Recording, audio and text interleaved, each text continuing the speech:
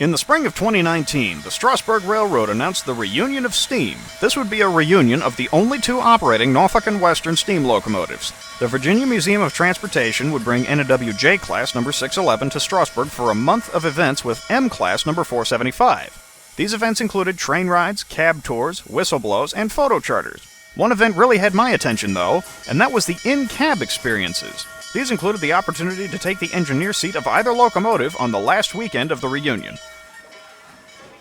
To give a little bit of background, the Strasburg Railroad has always been one of my favorite places. My parents took me there for the first time when I was about 4 years old, and I've been back at least once a year ever since. It's a place I feel at ease and at home. The Strasburg Railroad played a major part in my gaining a passion for steam locomotives. I love these machines and will never turn down the opportunity to take the throttle of one. At the beginning of 2019, I had gotten the opportunities to run 1/8 scale locomotives, a 15-inch gauge Cagney, and even a German-built 2-foot gauge 040 tank.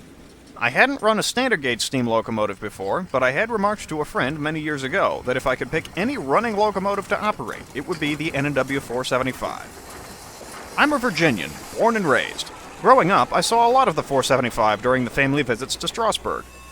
While at one time I was a little sick of seeing the engine so often, she has grown on me over the years.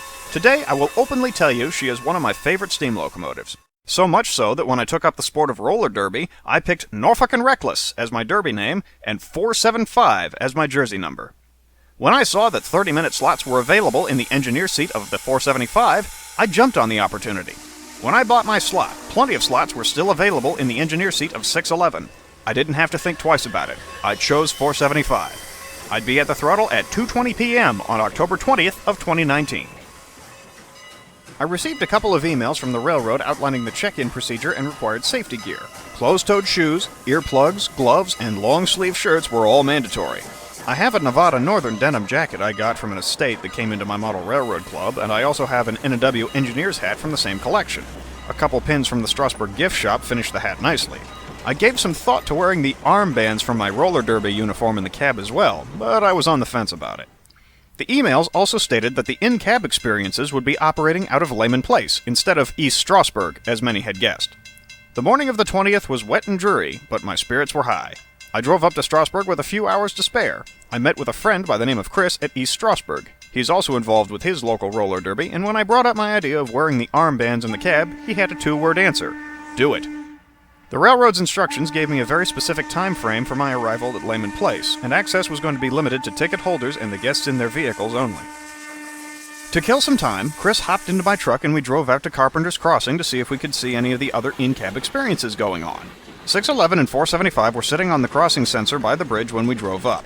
When the two retreated back to Leaman Place, we parked on the side of the road and took a brief walk up near the graveyard.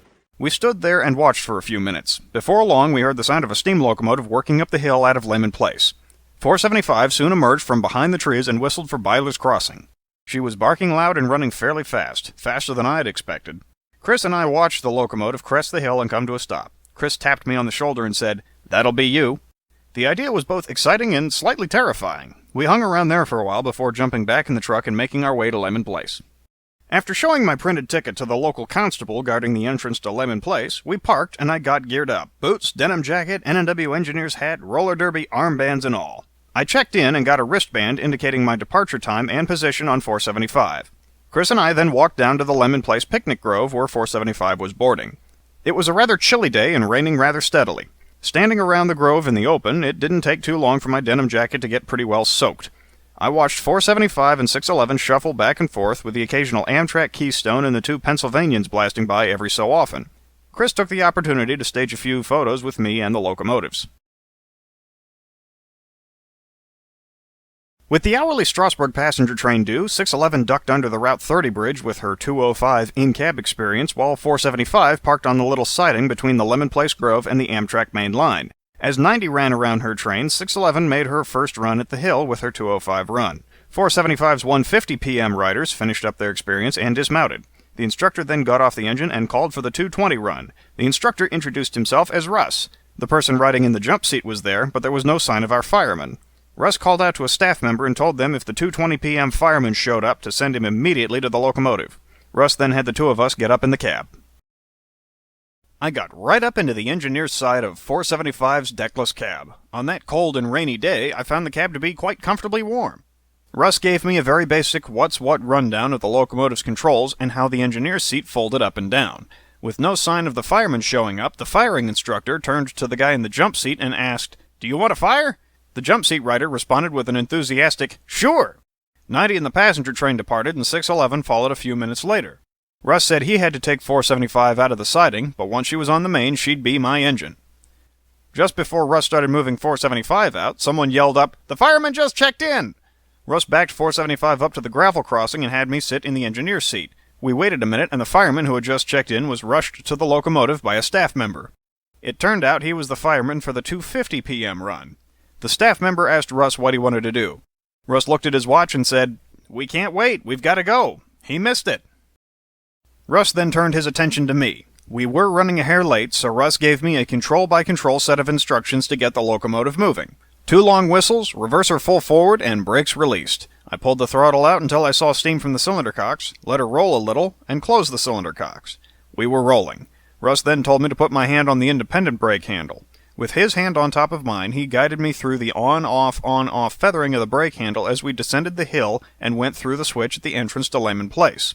Once we cleared the switch, he had me bring the reverser closer to center and pull the throttle out a little more. He then told me to bring the reverser a bit more than halfway back towards center and pull the throttle out a good ways. 475 started barking, and we were stomping up the hill out of Leaman Place at a good clip. We were going a fair bit faster than I thought we'd be going. I had my hand on the throttle, anticipating the command to back off on it. Instead, Russ told me to let the throttle go. "We've got a schedule to keep," he said. I was both thrilled and nervous, as I felt a direct responsibility for the smooth and safe operation of the locomotive. I also knew approximately how many $1 million the railroad has invested in the machine I was now running. As we approached Byler's Crossing, Russ told me to turn the bell on. I nervously reached for the cylinder cock valve by mistake before catching myself and opening the bell valve. Russ noticed this and said, "Don't be nervous now. I'm the road foreman here. You can't get in trouble. You let me worry about that. You just focus on having fun." I acknowledged him, and he told me to blow the long, short, long crossing sequence on the whistle. A few seconds after we cleared the crossing, we rounded the top of Long Curve, and I could see the straightaway leading across the bridge and on to Carpenter's Crossing. Sitting just on the other side of the bridge was 611, her auxiliary tender, and caboose 12. That was an "oh crap" moment. Russ told me to shut 475's throttle all the way. I didn't have to be told twice. He then talked me through an independent brake application, and we stopped with 3 or 4 car lengths to spare. We took a moment for me to reverse the engineer's seat, and we started to reverse back down the hill. Russ had me put the reverser full back and open the cylinder cocks. He told me to pull the throttle out until I saw some steam coming from the cylinders, and then close the cocks. We rolled back to the top of the hill, and he talked me through whistling for the crossing. Then he turned my attention to the brakes. He pointed out the speedometer and said, "You want to maintain 18 miles per hour going down the hill. Feather the brake like I showed you, and keep her right there." Working the brakes as instructed, I took 475 down the hill and kept the needle pretty close to the 18 mile per hour mark. Sometimes a smidgen higher, sometimes a smidgen lower. Every time I corrected it. Once we reached the bottom of the curve, Russ pointed to the switch at the entrance to Leaman Place and said, "That switch has a 10 mile per hour restriction. Keep working the brakes and make sure you're going 10 or less when the caboose enters the switch." I acknowledged him and kept working the brakes on and off. We went through the switch a little below 10. We rolled through the switch and came to a stop next to Leaman Place Grove. We were going to hold here for a couple of minutes to let 611 pass and return to her boarding area. On Russ's instruction, I set the independent brakes, centered the reverser, and opened the cylinder cocks. Once 475 was set, I got up and set the engineer's seat back into the position for forward running. As we waited for 611 to pass, Russ took a moment to ask if I had any questions or if I wanted him to go over anything again before we made our second run at the hill. I told him that I felt fairly comfortable and that I thought I had a pretty good handle on things. Russ apologized for not having the time to do a more in-depth orientation to the controls. I told him I understood. Things were very precisely scheduled that day. After I exchanged a few waves with the crew on the passing 611, Russ again talked me through getting 475 moving. I walked 475 through the switch and started her back up the hill. This time, Russ was a lot more hands-off. He basically handed the locomotive to me and let me run with minimal input. That being said, if I forgot something or if it seemed I was forgetting something, he was right on top of it. Barking up Long Curve the second time, I had 475 doing about 18 miles per hour. I was happy where I was, but Russ spoke up and said, "You can go a little faster if you want, we're good for 20. I replied, "Good for 20, and took a handful more of throttle. I heard a change in the locomotive's exhaust that reminded me of the sound the smaller locomotives made when I was working them too hard, so I backed off in the throttle a hair. The speedometer needle climbed up to 20, and I held her there. We approached Byler's Crossing, and I decided to get a little more flamboyant on the whistle as we crossed the farm road.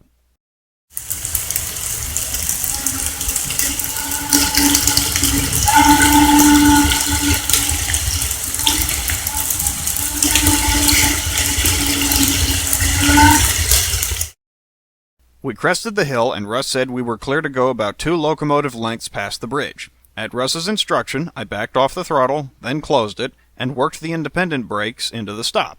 I stood up a moment to reverse the engineer's seat, and then Russ again talked me through getting 475 moving back down the hill. I put the reverser full back, released the brakes, pulled, well, since I was sitting backwards now, pushed the throttle out until I saw steam from the cylinders, and closed the cylinder cocks once we were moving. I blew for Byler's Crossing and worked the brakes down the hill just like before. This time I spotted the brake gauges and watched the cylinder pressure as well as the track as I feathered the independent handle. I approached the switch into Leaman Place a little faster than I would have liked to. Between the independent brake and a slight uphill grade before the switch, however, we rolled through the switch at exactly 10 miles per hour. Once we were through the switch, Russ told me to aim to stop with the tender steps right on top of the Leaman Place pedestrian crossing. We coasted up the hill, but my instincts were telling me we'd need a little power to make it to the crossing. Russ wasn't saying anything about touching the throttle, though, so I kept my hand on the brake. A moment later, I heard a soft chuff from 475. I then remembered that the throttle had been left cracked all the way down the hill to keep steam in the cylinders, and she was now putting down that little bit of power we needed to make the last few hundred feet to the stop. I focused on getting the stop right. I gauged the distance the best I could and hit the independent brakes when I thought the time was right. I stopped about 2 feet past the mark, not much more. Russ gave me the instructions to close the throttle, center the reverser, turn off the bell, blow one long blast on the whistle to indicate a stop, and open the cylinder cocks. With that, my run was done. I folded the seat down and turned to face Russ, who told me, "Good job," and shook my hand. I then stepped down off the locomotive. I was met on the ground by Chris, who shook my hand and said, "Congratulations." The two of us made our way back towards the entrance to Leaman Place. We did pause for a few minutes to watch 611 come back in with another one of her in-cab experience runs. Once we were back at the truck, I pulled my soaked gear off and switched back to my normal rain jacket. Chris then guided me out of the muddy parking spot using railroad hand signals, and we returned to East Strasburg. He took a moment to show me a few of the photos he took, which you've been seeing here as the slideshow. We parted ways, and I drove back home to Northern Virginia, a very happy camper. When I bought my slot at the Throttle of 475, a co-worker said that it would be the fastest half hour of my life. And she was right. But it was a half hour I will never forget. That was my first experience at the controls of a standard gauge steam locomotive, and if I have anything to do with it, it won't be my last. In early 2020, when Strasburg announced another round of in-cab experiences, I bought another slot at the Throttle of the 475. I cannot recommend the experiences strongly enough. The Strasburg Railroad offers a fantastic experience, and I was honored to be their guest that afternoon. As for the 475 herself, she remains a favorite of mine. However, I look at her a little differently now.